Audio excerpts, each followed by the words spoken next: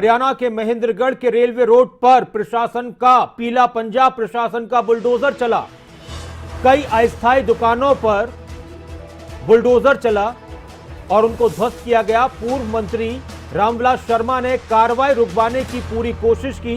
पूर्व मंत्री रामविलास शर्मा की बातों को भी प्रशासनिक अधिकारियों ने नजरअंदाज किया, दरकिनार किया। हरियाणा के मंत्री कमल गुप्ता से फोन पर बातचीत कर रामविलास शर्मा ने इस कार्रवाई को रुकवाया। स्थानीय लोगों ने कार्रवाई के खिलाफ रोष जताया, विरोध जताया। ये तस्वीरें सामने आई महेंद्रगढ़ की। जो अस्थायी दुकानें यहां पर बनी हुई थी उनको तोड़ा गया, प्रशासन की तरफ से एक कार्रवाई की गई और उस कार्रवाई के बाद लोगों में नाराजगी थी, रोष था और नाराजगी का इजहार पूर्व मंत्री रामविलास शर्मा ने भी किया।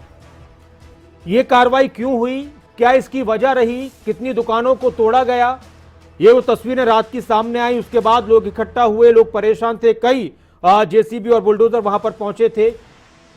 इस पर पहले बयान सुनते हैं, क्या कुछ वहां से बयान सामने आए इस कार्रवाई के बाद, और इसके बाद हमारे संवाददाता हमारे साथ सीधे महेंद्रगढ़ से जुड़ेंगे। लेकिन पहले इस पूरी कार्रवाई को लेकर जो बयान सामने आए, रामविलास शर्मा क्या कुछ बोले वो सुनते हैं।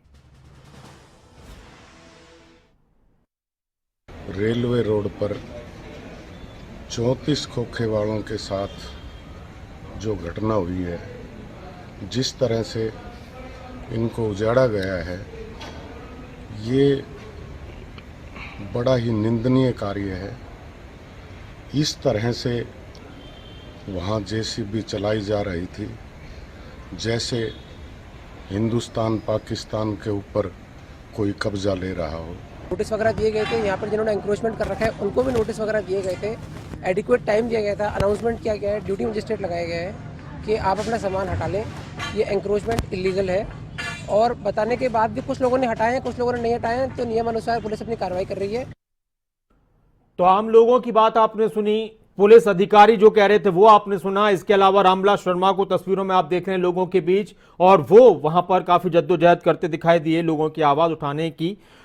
और पुलिस का यह कहना है कि हमने कब्जा हटाने के लिए, अवैध कब्जा था, हटाने के लिए नोटिस दिए थे। सुशील शर्मा हमारे साथ जुड़ चुके हैं महेंद्रगढ़ से इस वक्त। सुशील, ये जो कार्रवाई हुई है, कब नोटिस दिए गए थे, प्रशासन की तरफ से किस तरह से अपना मजबूत पक्ष रखा जा रहा है और आम आदमी क्या कह रहे हैं इस पर, रामविलास शर्मा का क्या कुछ कहना था, क्या हुआ था, पूरी घटना क्या थी?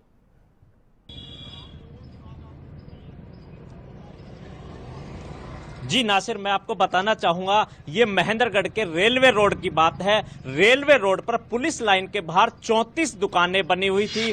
कुछ इसके अंदर पक्की दुकानें हैं, कुछ कच्ची दुकानें हैं, कुछ खोखे हैं। जिनकी इनको खोखे से बात करें, जिस प्रकार से जो टीन शेड की दुकानें बनाई हुई थी, ये कुल 34 लोग थे जो पुलिस लाइन के बाहर पिछले 50 साल से अपना कार्य चला रहे थे, उनका व्यापार चला रहे थे। लेकिन अभी कुछ समय पहले जिस प्रकार से पुलिस लाइन का डंडा किया गया, पुलिस लाइन की चार दीवारी की गई, उस समय जब पुलिस ने पैमाइश करवाई या पुलिस ने जो भी कार्रवाई की, तो उस समय पुलिस का कहना था कि ये दुकानें जो हैं उनके क्षेत्र के अंदर आती है, उनके एरिया के अंदर आती है। इसको लेकर पुलिस ने इन दुकानदारों से बातचीत भी की, इन दुकानदारों से एक दो दफा इनकी कार्रवाई भी की, इनके नोटिस वगैरह भी दिए गए। लेकिन फिर भी जब इनका कोई सामंजस्य स्थापित नहीं हुआ तो इन दुकानदारों ने इस मामले को लेकर सिविल कोर्ट के अंदर चैलेंज कर दिया, सिविल कोर्ट के अंदर केस कर दिया, जहां कोर्ट विचाराधीन है, कोर्ट के अंदर ये मामला। इसी बात को लेकर पिछले काफी दिनों से बात चल रही थी। तो ये जो दुकानदार थे, ये पूर्व शिक्षा मंत्री प्रोफेसर रामविलास शर्मा जी के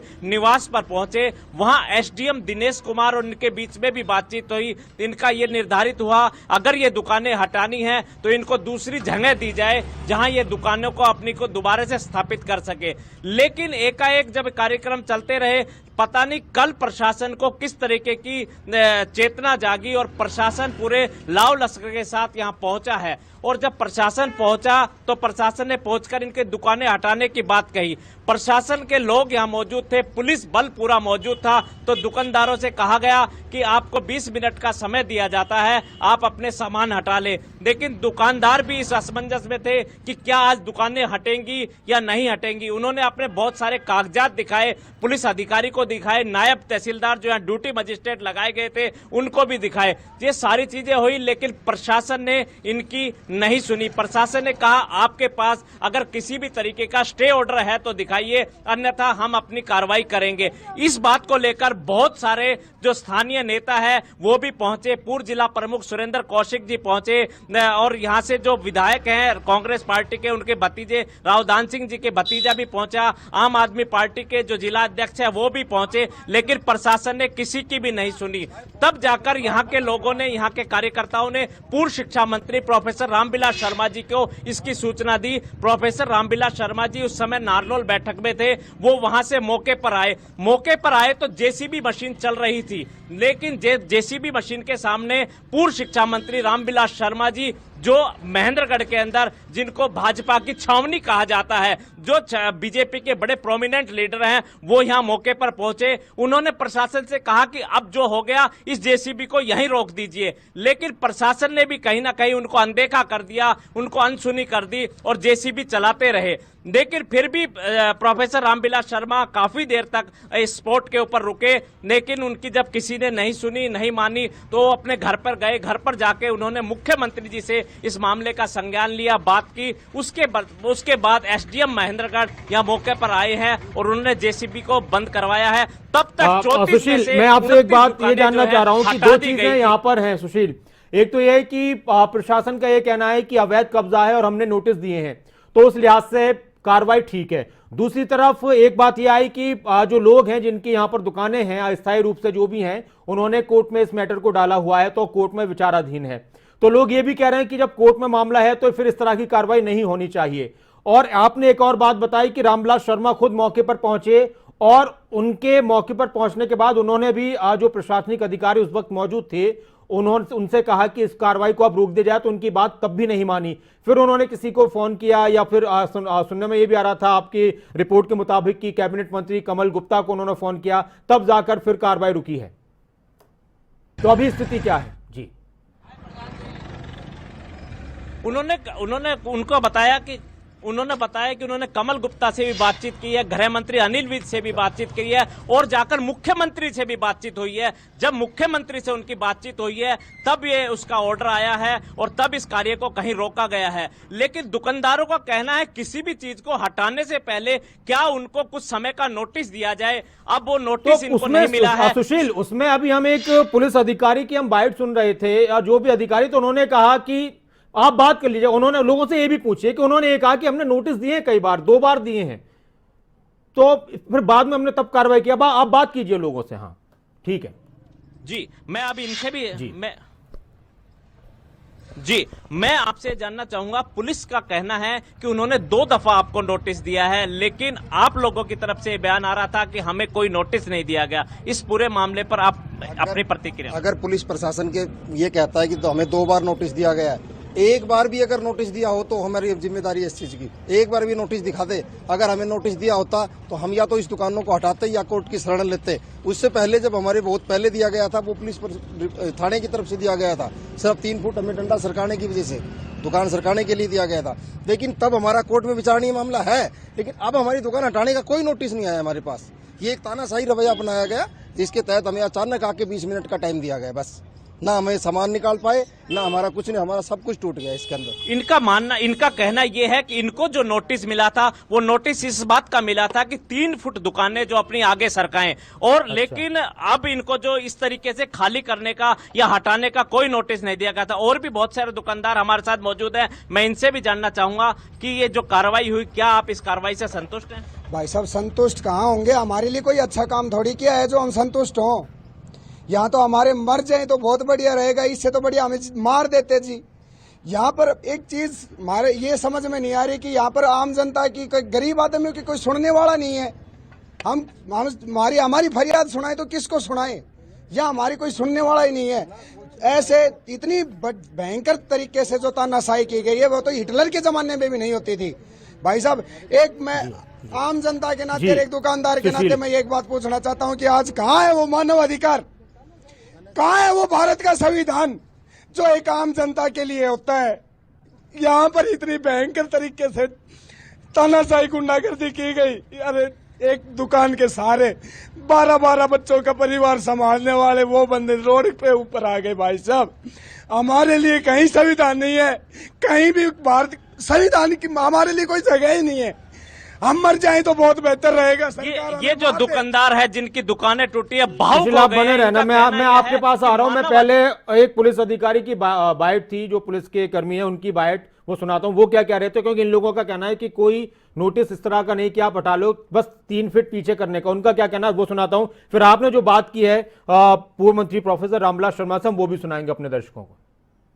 गए थे यहाँ पर जिन्होंने एंक्रोचमेंट कर रखा है उनको भी नोटिस वगैरह दिए गए थे, एडिक्वेट टाइम दिया गया था, अनाउंसमेंट किया गया है, ड्यूटी मजिस्ट्रेट लगाया गया है कि आप अपना सामान हटा लें, ये एंक्रोचमेंट इलीगल है। और बताने के बाद भी कुछ लोगों ने हटाए हैं, कुछ लोगों ने नहीं हटाए हैं, तो नियमानुसार पुलिस अपनी कार्रवाई कर रही है। तो इसमें बात यह आई है कि उन्होंने हटाने के लिए कहा था कि अपना सामान हटा लीजिए, कुछ लोगों ने हटाया, कुछ ने नहीं हटाया। बाकी लोगों का ये कहना है कि हम गरीब हैं।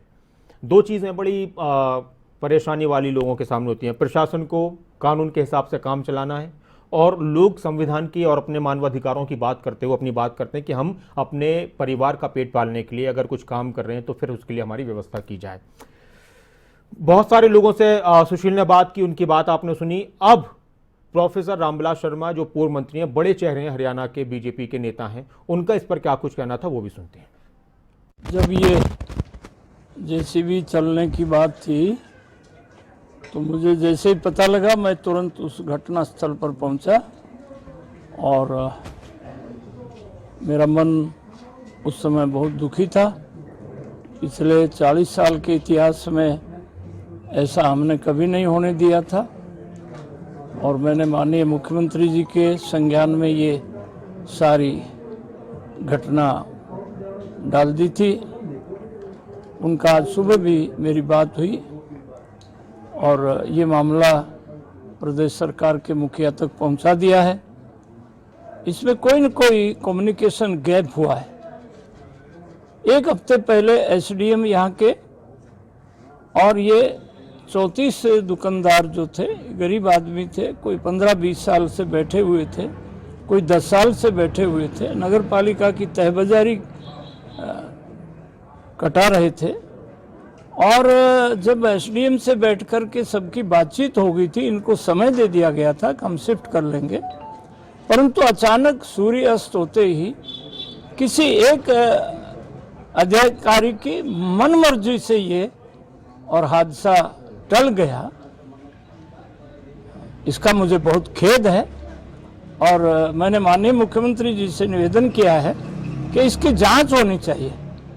कोई भी बड़ा छोटा अधिकारी जो इस घटना के लिए, मेरे शहर में जो ये आतंक की घटना हुई है, इसके लिए किसी न किसी एक अधिकारी की जिम्मेदारी ठहराई जाए और उसको सजा भी दी जाए, और इन लोगों को राहत प्रदान की जाए, ऐसा माननीय मुख्यमंत्री प्रदान की जाए। और सुशील, ये बातचीत हम सुन भी रहे थे, लोगों से भी बात की, आखिरी प्रतिक्रिया कि अब यहाँ के लोग किस तरह के आश्वासन उनको मिले हैं और वो क्या चाहते हैं, बहुत संक्षेप में सुशील।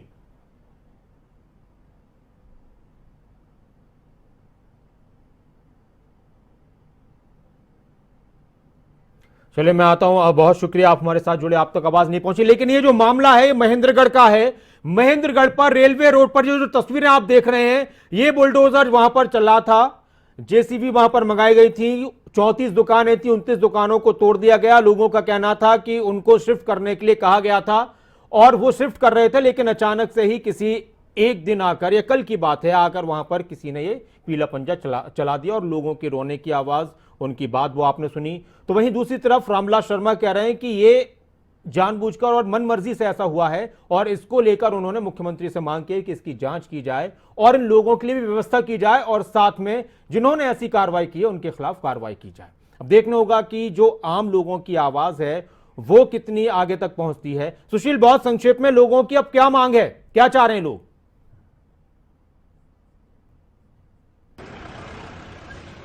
ये लोग चाह रहे हैं कि इनकी जो दुकानें हैं वो दोबारा से बनवाई जाए, या किसी ऐसी जगह के ऊपर इनके दुकान की दोबारा स्थापना की जाए जिससे अपने परिवार का पालन पोषण कर सके। इसी को लेकर कुछ लोग और मौजूद है, मैं एक दफा संक्षेप में इनसे जानना चाहूंगा कि इनकी क्या मांग है। एक मांग बताइए जो आपकी मुख्य मांग है।